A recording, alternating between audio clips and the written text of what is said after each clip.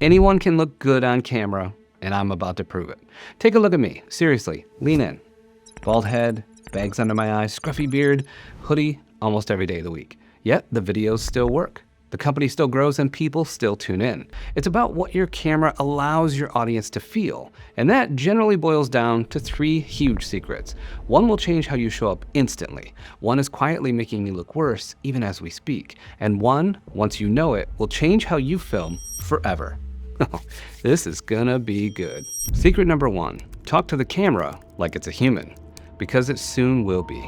The lens in front of you, it's cold, unblinking. It gives you nothing back. You search for connection and it stares right through you. No warmth, no feedback, just glass, plastic, and electronics. And you're supposed to be yourself in front of this thing. And let's be honest, that's freaking weird. You're supposed to trust that someone's out there on the other end of this lens, watching, listening, ready to engage. Anyway, here's the twist most people never think about. That empty lens one day becomes a person, a real human, watching from their phone, working at their desk, sitting on their sofa, trying to decide if you're worth listening to. You don't know who they are yet, but they're searching, waiting to press play. And when they do, they'll meet you. So in that moment, you have to show up for them. Share your knowledge, respect the time that they've given you, not for the algorithm, not for the view count, but for the one person who needs what you're about to say. Because if you waste this opportunity, you might not get another one. Speaking of not getting another chance, secret number 2, you're trying to sound clever instead of sounding clear. Right before you hit record, you run through your script in your head. Then that little voice pops up, make it punchier. That's not catchy enough. They said it has to have a great hook. So you dress it up, you rephrase, you start stacking sentences up like a TED Talk instead of inviting your audience in to the conversation. And somewhere in all that effort to sound impressive, you lose the actual point. Clever might sound good in your head, but clear is what sticks in theirs. Here's the secret to how I beat this problem over a decade ago. I dictate my scripts. Yep, that's right, I use talk to text and I speak my script out loud, just like I was having a conversation with someone in person. No overthinking, no polishing mid-sentence, just natural flow. This kills stiffness, wipes out jargon and fluff, and keeps me from wasting my audience's time, or worse yet, boring them to death.